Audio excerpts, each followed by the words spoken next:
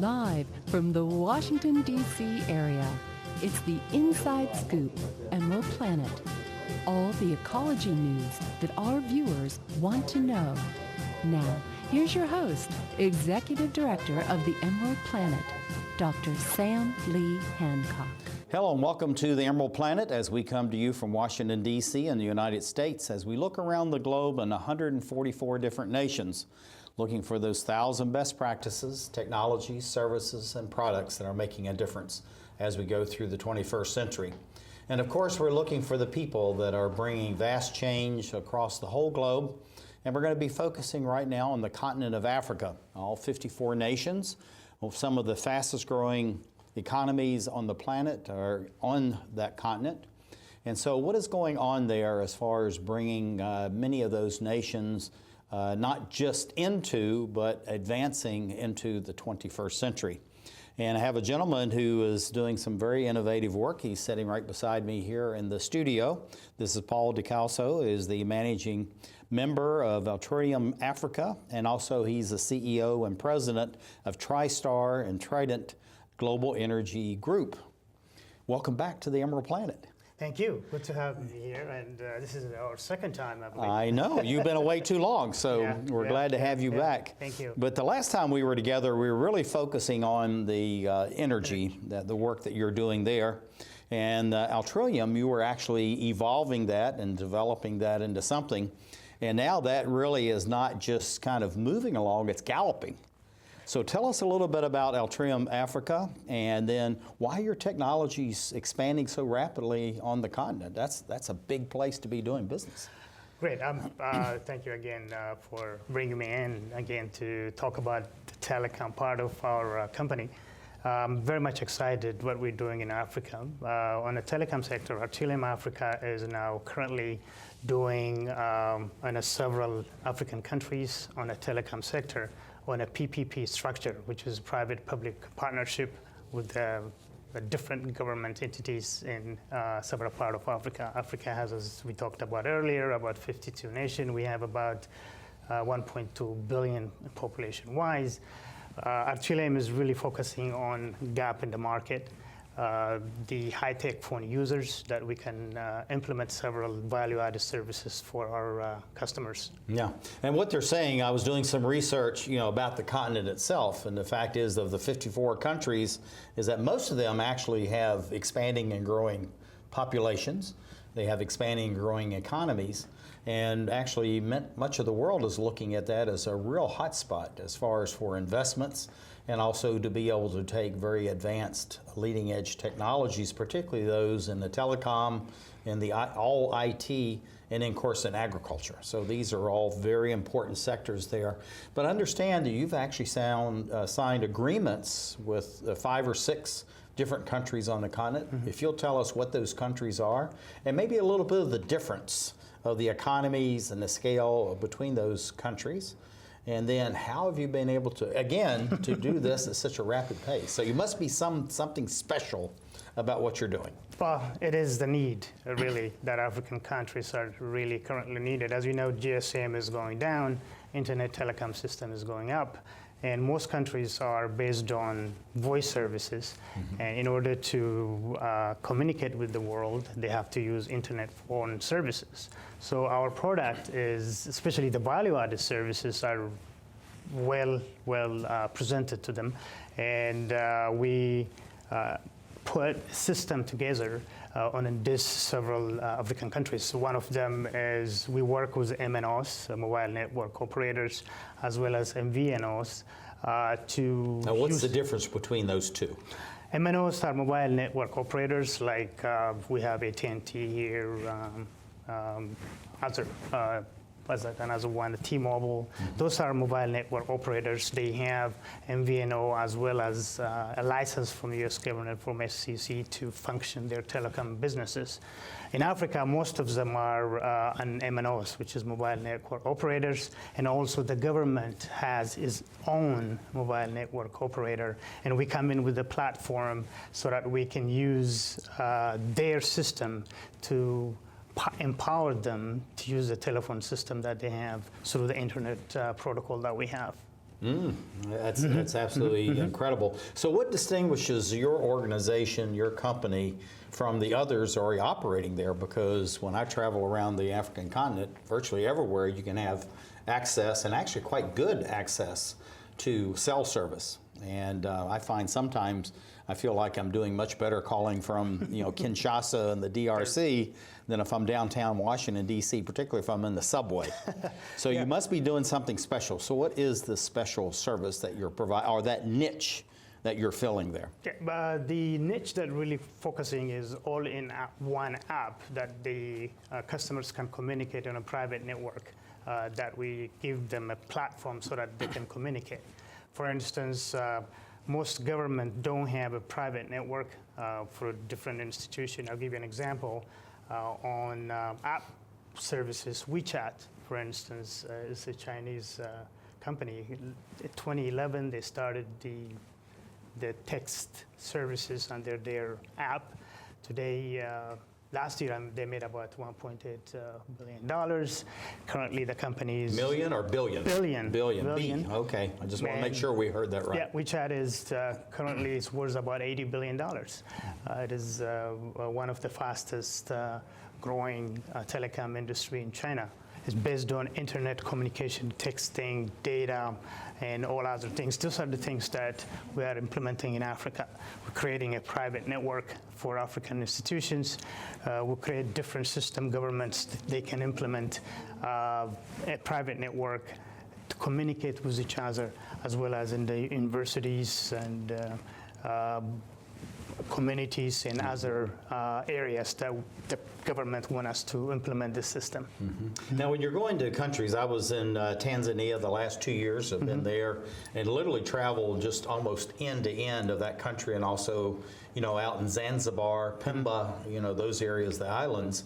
And people don't realize how huge the landscape is and the distances are between capital cities and some of the hinterland in many of these countries. Yeah. So when you're looking at the smaller, medium-sized cities and the rural areas, how does your system work to help and provide niches or provide service in those areas outside of the capital cities? Yeah.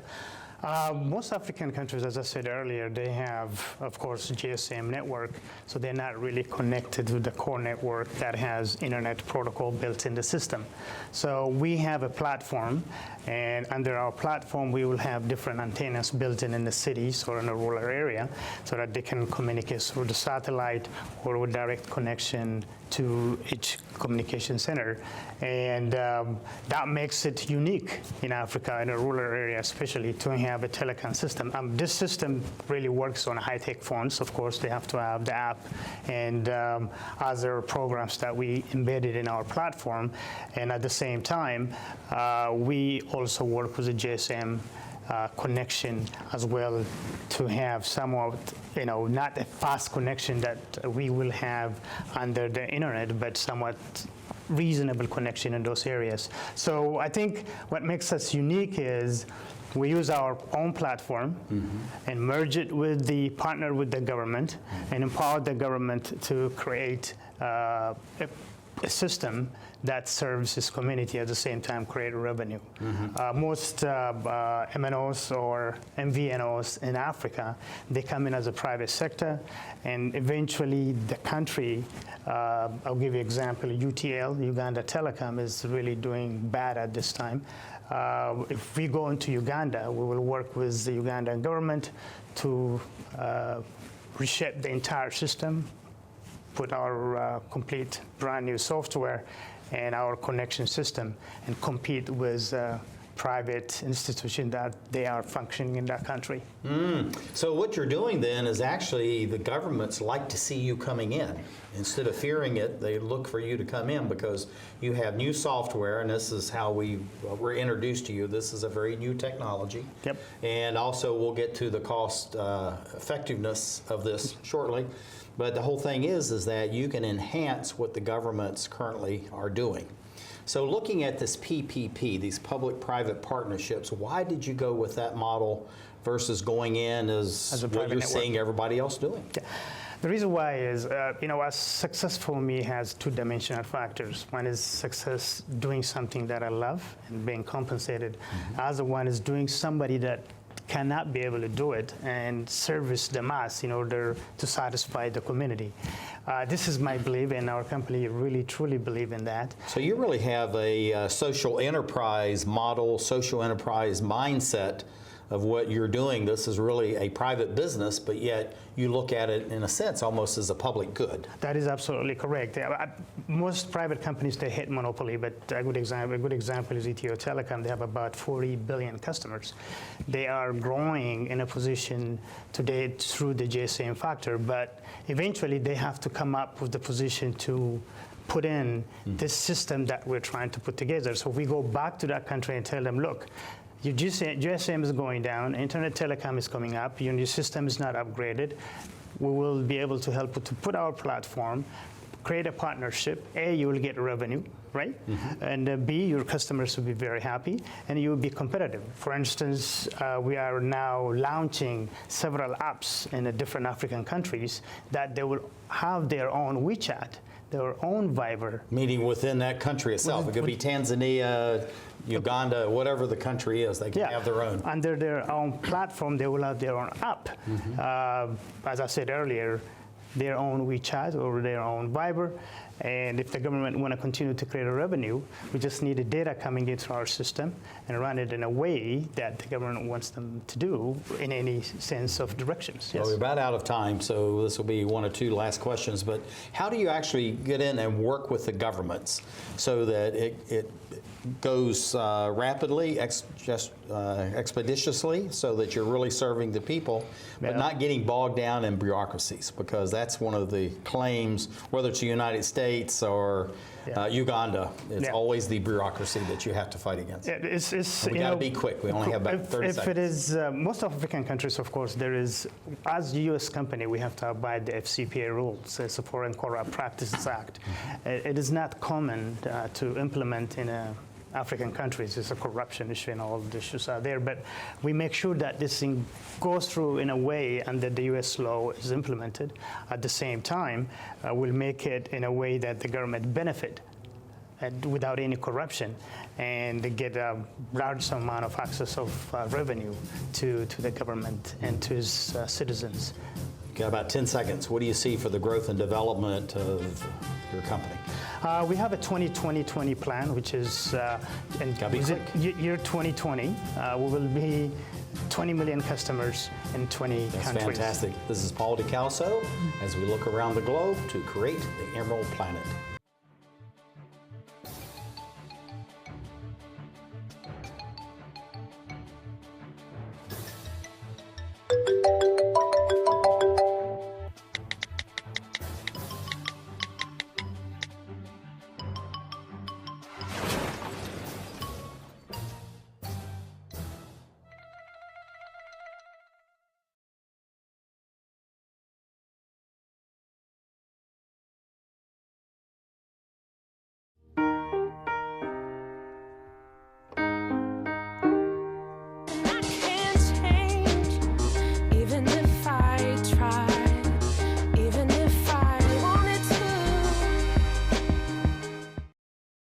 Guess what? I have some news for you.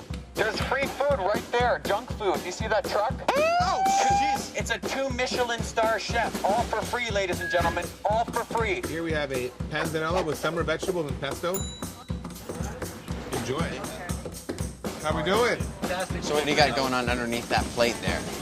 This food is really about to be thrown away. Yeah. Well, Is there something wrong with this food? Where did you get it from? from farmers markets. They put aside the ugly vegetables and the ugly fruits. Carrot top, soft avocados. It was all food that was going to be discarded. Even the drink you had is made from like a little bruised peach. Did it taste a little bruised? It's good. The average person throws away 24 pounds of food a month. That's a lot. Isn't that a lot? Go visit savethefood.com for more information. Thank you. Junk food time!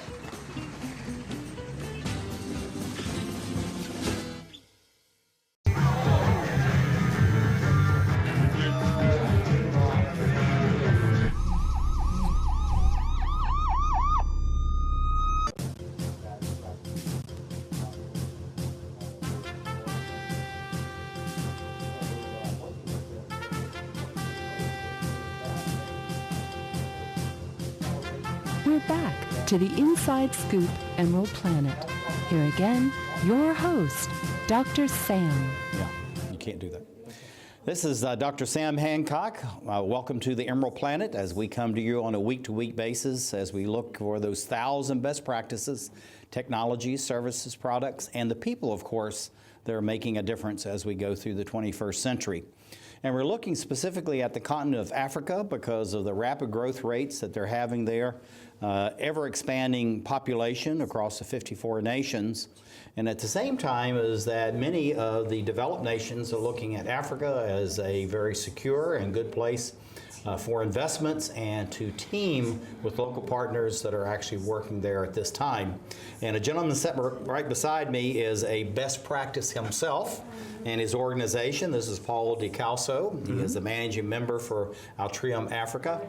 Also, he is the CEO and president of Tristar and Trident Global Energy Group. And Paul, welcome back to the Emerald Planet TV. Thank you. Glad to have you with us. Now, we're talking about your company and the fact that it is operating on the African continent. So you've gone beyond just being within a single country. But what is it that you're bringing from your organization that's special and different than what other people are doing? And why would they welcome you? Because you've gone from getting started to already in 6 countries. I mean, that's an incredible, rate of absorption and adaptation for an American company going on the African continent. Yes, as I said earlier, the main thing is really we bring completely different telecom structure for African countries. The reason why, I'll give you a good example.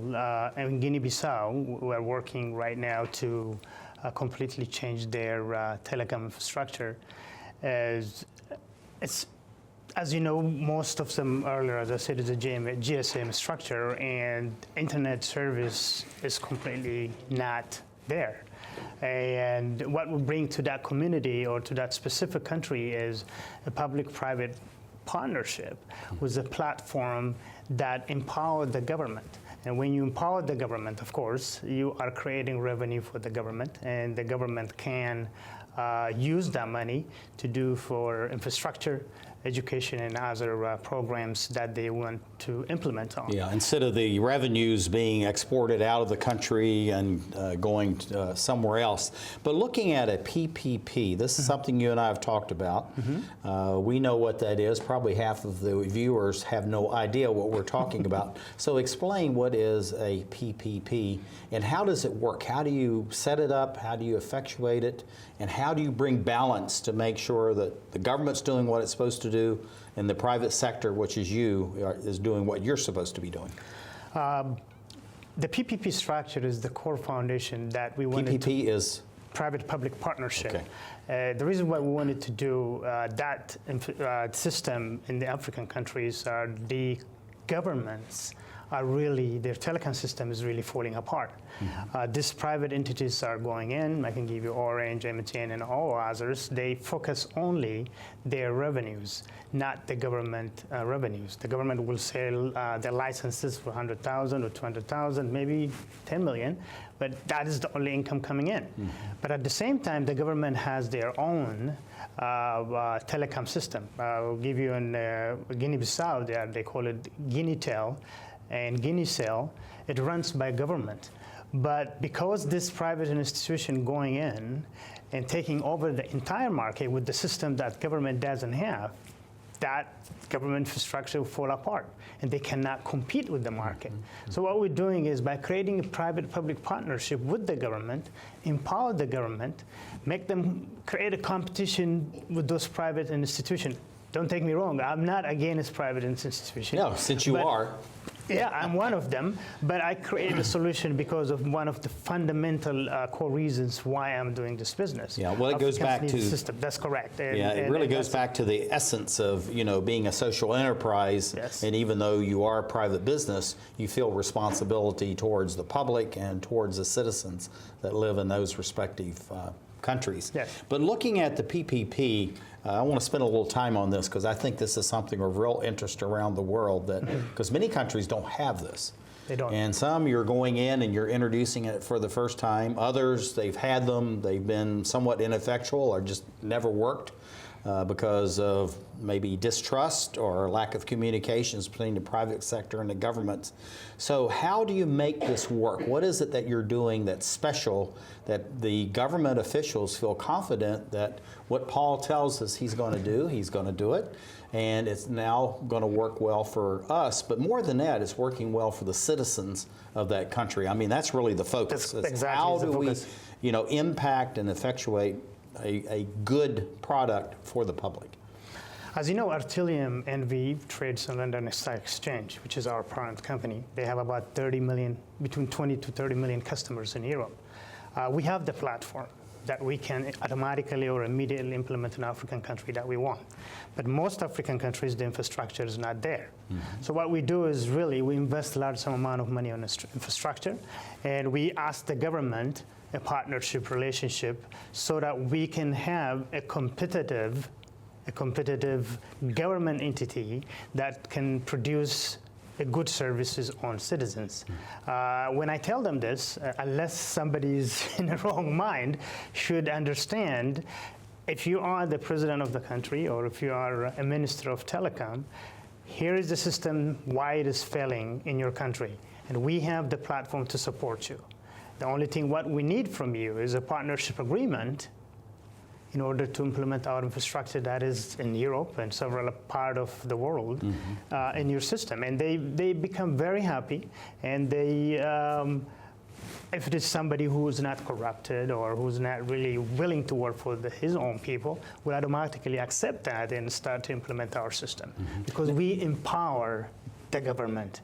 I'm not into the monopoly structure to go straight forward in the future, but I want to make sure that the government, who is responsible for people, to be strong and give the service what they're supposed to give for their citizens. Now you have what's called an all-in-one AP. Now what is all-in-one AP? Describe that for us. It's all-in-one app. In other words, it will have, the country will have their own Viber. The country will have their own WeChat, and they will own have also money transfer system. Okay, if you are which is very important for and there are several value-added services that we can put together in one app. They may have about 20 to 25 sub-apps that the citizen can be able to use. This is what exactly WeChat and Asad did in part of China. But now WeChat holds about 700 million customers. So we wanted to tap in Africa for those citizens that really carry the smartphone and don't have the access in order to facilitate the system that we have in this world. Yeah, I was just amazed going to different countries on the African continent and just the how advanced the telephone systems are there, and people, farmers, just people in the street are using very advanced telephones, and they use them for everything. So it really is their internet, it's their computer, it's all of their social media, everything is in this one device, which is quite impressive. But looking like Google, Facebook are trying to get onto the African continent. They have bridgeheads there. But at the same time, you're going head-to-head and competing with them. So how do you do that? I mean, Google and Facebook are global. They're international brands. Yeah. Here you are. These are giant companies. They shake the market, as you know. When they come to Africa, they have great presence and they can do a lot of things in Africa. I really welcome them to Africa and do the business. But the difference that I have is in our system is decentralized system. We don't want to have a Google database or a Google server with a gigabyte of several ITC centers. I'm not into that. We have a decentralized services that we can put in a different location and link them together. One of our boxes is about 900 terabyte, which is a lot of information that we can put together. And if we put 20, 25 of them in a different part of the country, we can connect them together. And it's cheap, it is effective, and at the same time, we can connect them easily. Now, I understand, I want to make sure I heard this right. And then also on top of that is, of course, I have the background. I have a system that we can put together for Africans, and I have true sense and believe that Africans can be able to get the service that we want. I tell you, when you go on the continent, you start interacting, you just realize how smart, and the young people, how well educated they are. But also for the elders who may have not had much formal education, the wisdom is incredible. And it's a joy to spend time with them, and it reminds me of people in my own community when I was a kid. Growing up. But looking at this decentralized data processing center, this is something that truly is unique to what you're doing. So you're decentralizing it, you're putting it all over the country, regardless of the size. So you could be in Uganda, you could be in South Africa or Mali, any of these places. So looking at that, my understanding is you use like maybe only 10% of the energy that's normally needed from these big massive data processing centers. You're almost as inexpensive as that. Tell us about this balance of decentralization, not having to use it, because this all goes to the environment. Exactly. And no greenhouse gas emissions, and also cost savings for the consumer. Yeah. Remember, Artilium is also linked to Tritente Global Energy Group. We do what we call off-grid power infrastructure for some part of Africa. And I introduced you as Yes, this. So what we're trying to do is, I can tell you, the Apple data center that they're building is worth $1 billion. I don't think any African country can carry that, even though we have 1.2 billion people. Decentralizing the servers has a capacity to run what you're running with them for vacuum cleaner, some of them. So the energy like that, if I put a backup of backup of backup, because data has to run 24/7, I will have it from the grid, I will have it from my solar, and then I will have it from a generator. So this old Swiss system backed up for 5 to 10 kilowatt and run my server in a different location, and the same system the big guys are doing. That is the main thing. Yeah, we were supposed to do a live broadcast show from a country I won't name, since this was a heavy impact on us, but the entire power plant for the whole city went down, even though I had paid for the fuel for the backup generator. I had all that in place. We had lights in my space. We had energy to the computer. No way to connect to the internet anywhere in the world because the whole city was dark. Now, looking at that, and looks like we've actually run out of time. How can you really help the African countries? And we only have about 15 seconds looking at the time that we have. African countries really need the service that we have. The plan that I have, the 2020 I mentioned, it is something that we are going to achieve it within 2 to 3 years. So we are very happy. Incredible. In a year to 2020, we will have about 20 million customers in Africa. And we have a rollout coming in soon. Hopefully I'll come back and explain this for you. Okay, sounds good. And This we'll is go from Paul there. Delkaso of Artilium as we create the Emerald Planet.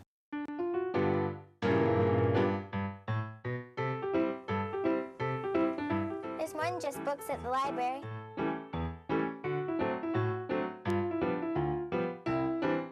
There's more than just books at the library. Excuse me. There's more than just books at the library.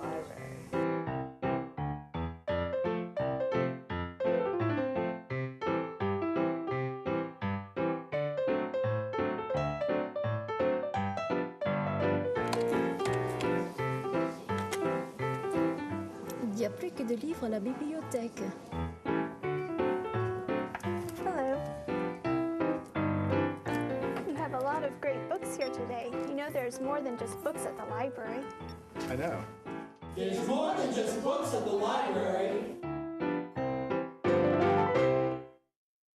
Hey, did you know 2.4 million loving cats and dogs in shelters and rescues need our help to find a home? Let's go to theshelterpetproject.org and meet if you are in a shelter near you. Harlow. Oh, she's one great listener who loves to hear all your stories. My kind of cat. Cerulo is a sweet, goofy boy who's eager to please. Sounds just like another dog I know. So go to theshelterpetproject.org, search your local shelters and rescues, and go for a cuddle with your next best friend. Adopt. Places, everybody. Light check. 1, 2, 1, 2. Everything looks good on our end. And lights. Come alive with the forest. Visit discovertheforest.org to find a forest near you.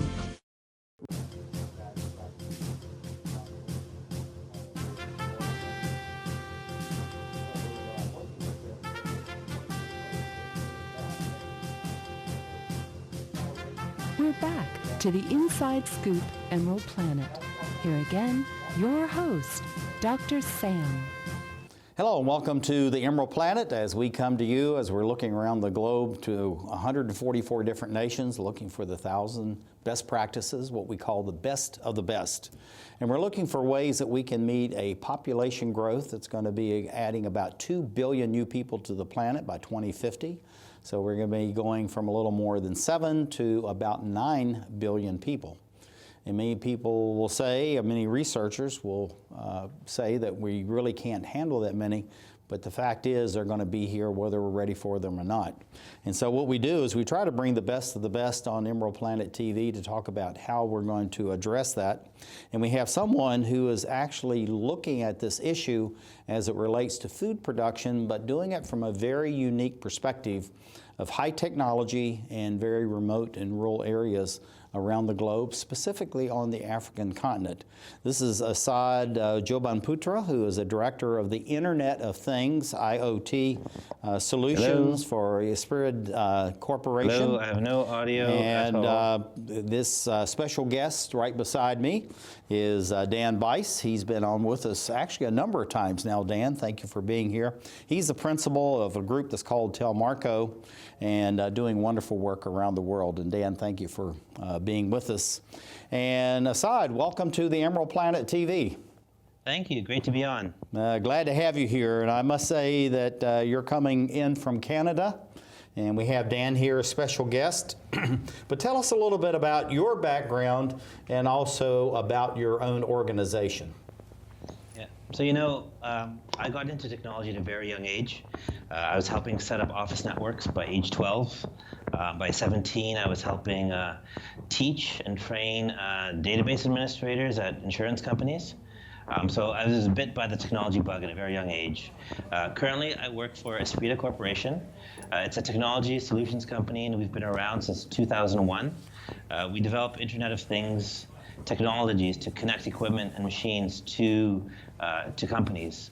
We work in many industries. We work in retail, industrial, government, and manufacturing projects. And oftentimes, our technology is something that's hidden behind other systems as it's white labeled. Yeah, this is, you're one of those companies, as we say, a Fortune 500 company that nobody's ever heard of. Yeah. And because you're actually the backbone of so many other, actually thousands of organizations. But looking at what you're doing, the one thing you didn't mention, which we're focusing on, is precision agriculture. So tell us a little bit about your company and why are you getting into precision agriculture, particularly when you're really focused on the African continent and there's so many small-scale farmers that are actually totally off the grid. Yeah. So you know what? I think I'm really fortunate to work in a private company. We decided to choose to work in an area where we felt we could make a really big difference to the world.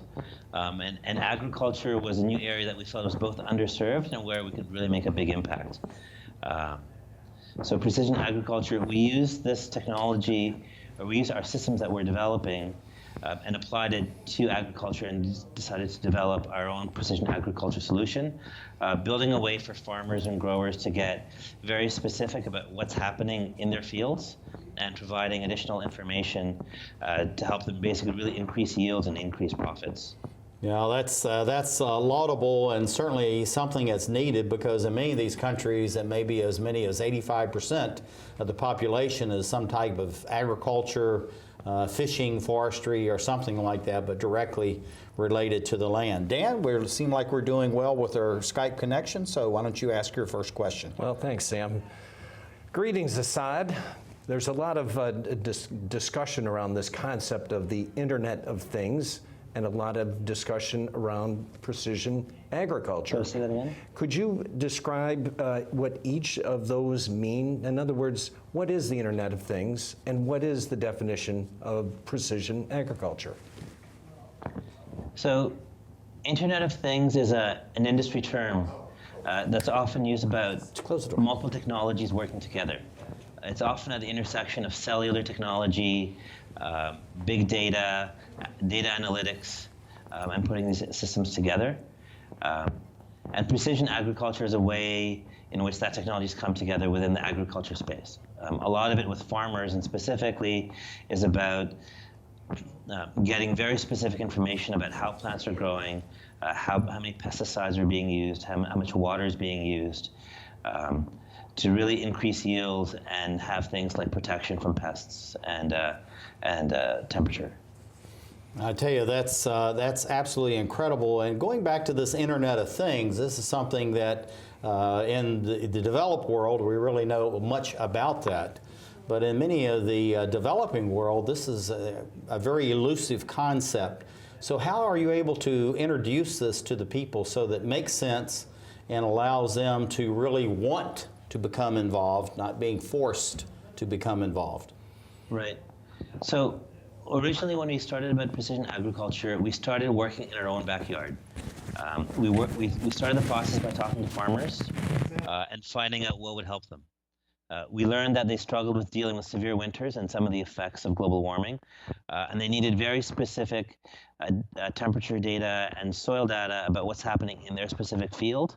They were very concerned about over-irrigating and simulating rot and disease, or under-irrigating and reducing yields.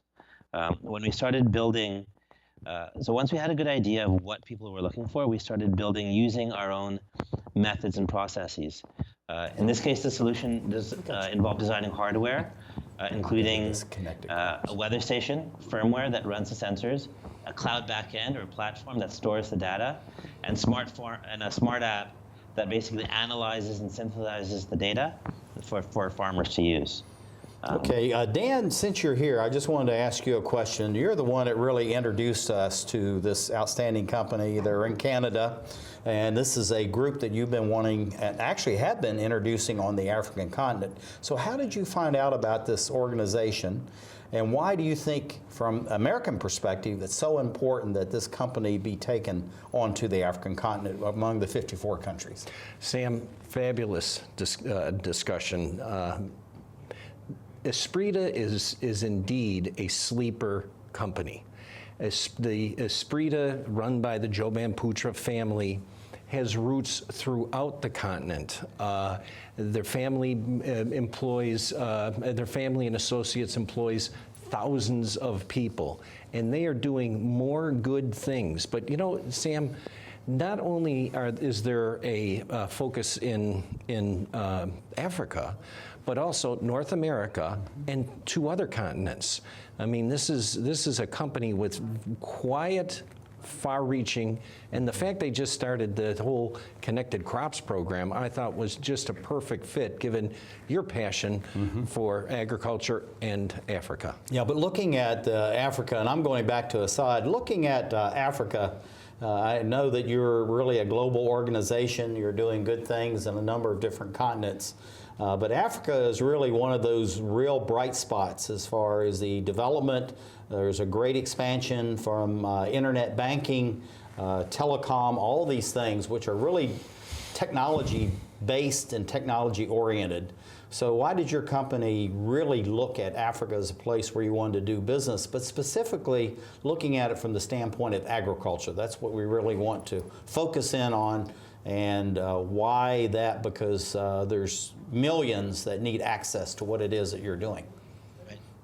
Absolutely. I mean, I see Africa definitely from a technology perspective, something that's quite fascinating. I mean, I just came back from a trip to Kolwezi in Congo in a mining community, and I also spent some time in Dar es Salaam and Zanzibar. And it's a place where technology can really leapfrog over what's happening in North America or even in Europe. So there's a lot of potential and a lot of potential need. When I look at agriculture specifically, I believe that there's a lot of ways in which agriculture, the level of data and information in which farming practices exist there could really be augmented by applying some of the algorithms and some of the methods and techniques learned in North America and applying it into that continent.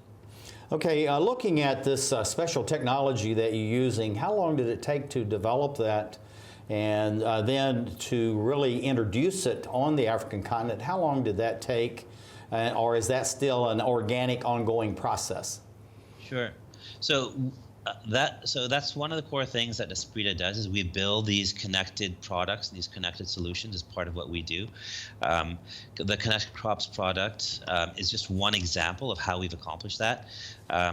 We follow an agile methodology, so every 2 weeks we develop a new capability, the most important capability, and show the results to farmers, university professors, and government advisors, and get feedback and adjust.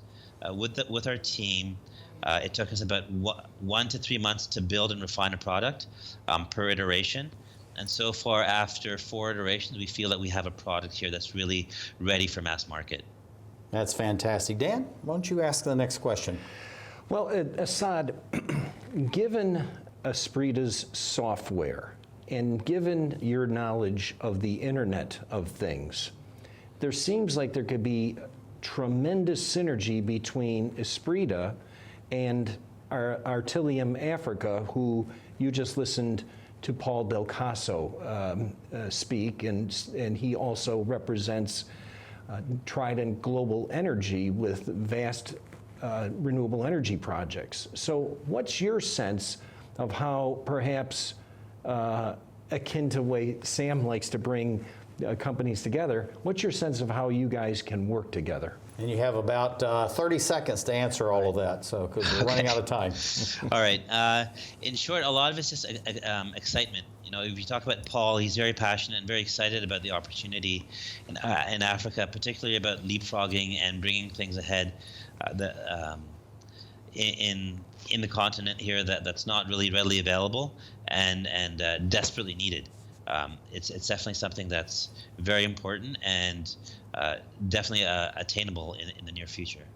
Now, looking at the work that you're doing, what do you see for the growth and development of your organization over the next 5, 10, 15 years on the African continent, specifically in ag, and then other areas around the globe? Yeah, really, I'm shocked at the pace and the pace of change and of adoption for Internet of Things. Currently, we manage about 250,000 devices. In 5 years, I expect that to go to over 2 million. And after that, the growth, I believe, will continue to be exponential. There's just so many ways in which this type of technology can be applied and deployed. That's fantastic. This is Asad Jobanputra. He is the Director of Internet of Things. I love that title, Dan. IoT Solutions, Esprida Corporation out of Canada, coming to us. And right beside me is Dan Weiss, who is with us on a number of occasions. Dan, welcome back as we create the Emerald Planet.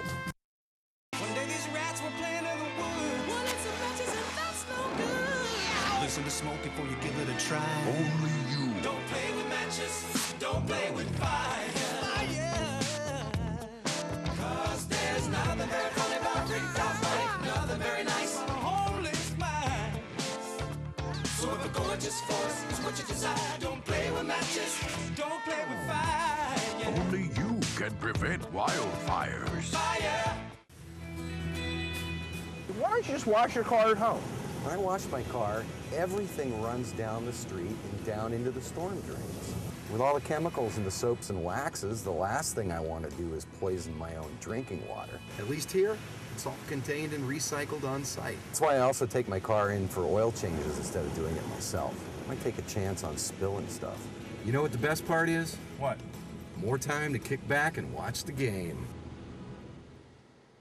Okay, so we drowned the fire, stirred it, drowned it again, and now just feel if it's cold.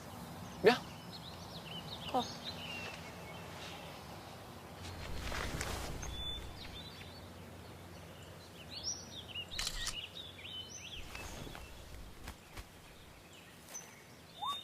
Smokey just gave me a bear hug. I know. I already posted it.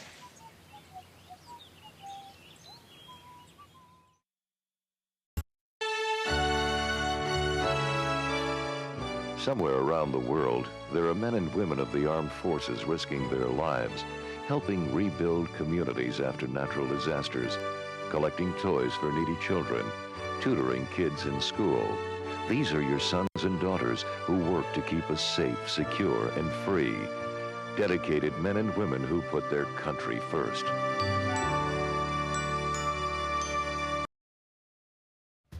It takes less than 1 minute to find out if you may have prediabetes, and you can do it here. So what are you waiting for?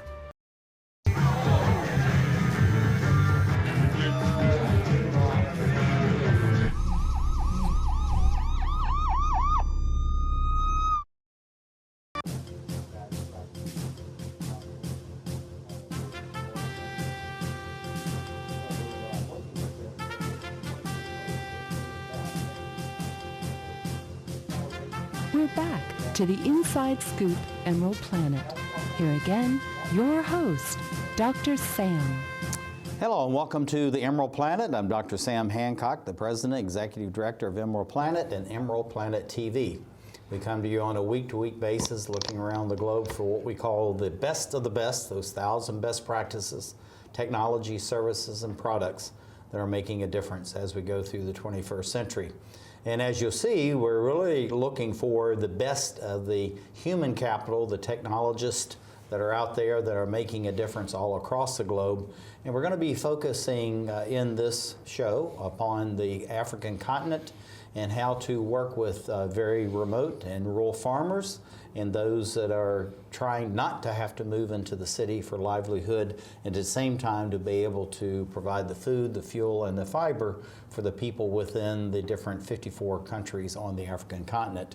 And we have a gentleman who's very much involved in all this. This is Asad Jobanputra. He is the director of the Internet of Things, IoT Solutions at the Esprida Corporation out of Canada, coming in by Skype. And you can see him here. And then my special friend and guest, Dan Bice, who is a principal of Terra Marco. He's here in the studio being with us. So Asad, welcome to the Emerald Planet.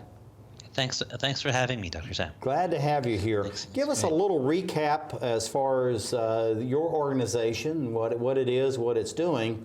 But also you have something that's called connected crops. A very unique term. I like that, connected crops. And that's something that you've developed. So tell us about your organization, but also this new program, Connected Crops. What does that really mean?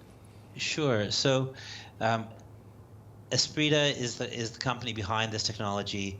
Esprida is a software company based in Canada, and we've been in business for about since 2001. Connected Crops is a new product that was developed to help farmers produce better crops. It's essentially a very easy to use weather station that farmers can use and get data on their smartphones to basically make much better decisions about how they handle weather conditions and poor conditions in their fields. Just by way of example, how these weather stations got started. We initially started by talking to farmers about irrigation. In particular, we talked to strawberry farmers who irrigate heavily to produce quality crops. However, these berries are also very sensitive plants. Overwatering produces rot and attracts a lot of insects, and underwatering means you get underdeveloped berries. Right? And the challenge that they had is that farmers, by the time he figures out if he's overwatering or underwatering, the damage is irrecoverable until the next growth cycle. So these farmers really have to guess about rainfall, groundwater flows, soil retention. It's very imprecise, and it's all done by past experience and sort of best judgment. We embarked on a journey that led us to build the Connected Crops weather stations that really give farmers better information about how to prevent these situations. Now, looking at these weather stations in most countries, even the United States, Canada, where you're located, the government provides most of that service, even though you do have private sector that's involved in some of that. But you're talking about weather stations. So immediately that's, big red light says government, government, government, government. Yep, but you're a for-profit company. You do have a social responsibility side to everything that you do, but looking at what are these weather stations so we can define that term for our listening audience, both here and abroad. Sure. So the weather stations here are something really designed for individual farmers. Typically in the past, like you mentioned, most weather stations are designed for or paid for by governments or by universities. And what we found when working with farmers is that for certain types of crops and for certain situations, farmers really want data down to a particular field or down to a particular irrigation zone. And this is one thing where, in our case, the way we defined our weather stations these are stations that it's essentially a box that is very easy for a farmer to install. It's nowhere near as expensive as one of these government boxes are. It's a solar-powered unit that communicates over cellular communication and provides sensor data in real time about a particular field directly to a farmer's smartphone. That's absolutely fantastic. Dan, why don't you ask the first question? We're doing very well for our connection. Well, thank you. Tell me, Asad, is this a proven technology, and what kind of return on investment can a farmer expect? Right. So, thanks, Dan. So, we based our approach, or we based some of our findings based on university research from the University of California and University of Georgia, and both did studies that compared the use of soil sensors for irrigation compared to like a standard practice of an irrigation schedule. And they found that with mixed vegetables, for example, so tomato, squash, watermelon, etc., there's a 21% increase in profit in one growing cycle, including a repayment of the cost of the equipment.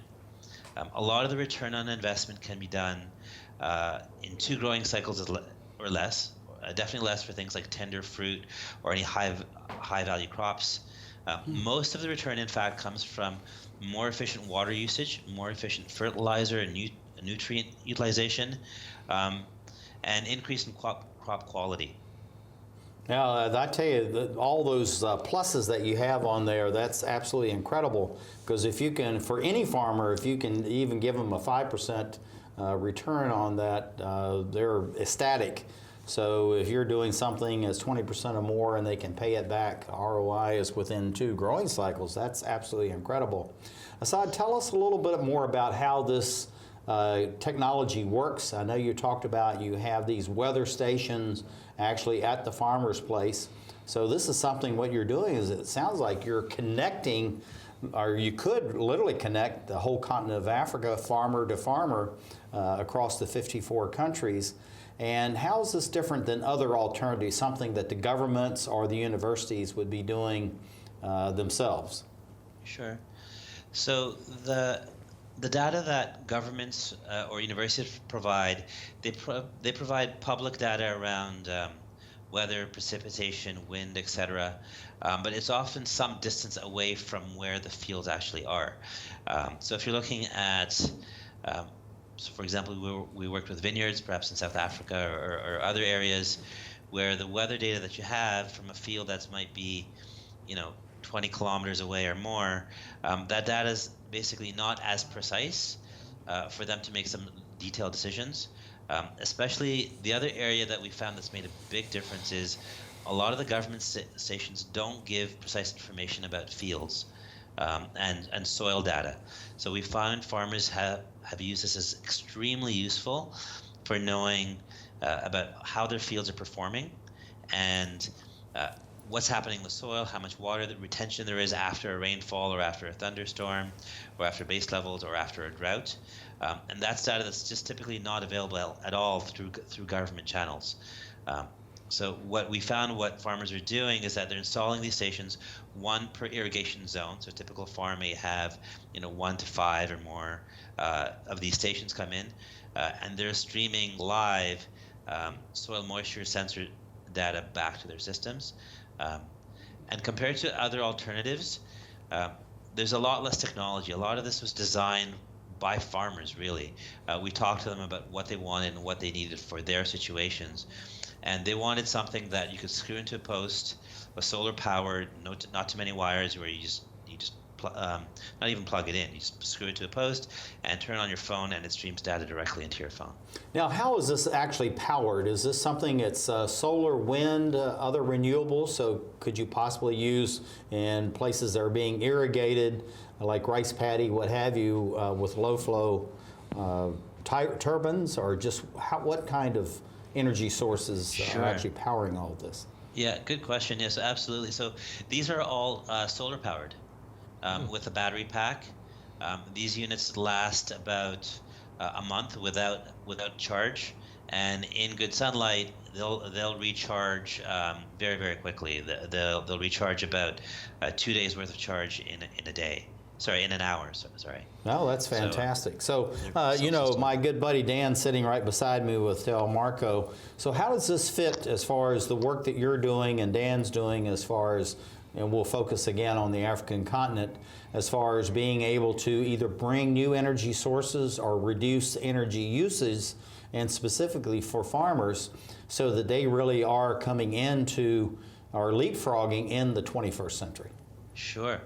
Yeah, so a lot of the use about energy is about controlling your inputs, and a lot of the conservation that we're anticipating is knowing how much to water or irrigate, and in what conditions their crops are basically hardened to either drought conditions in some areas, or some areas really get flooded from groundwater swells.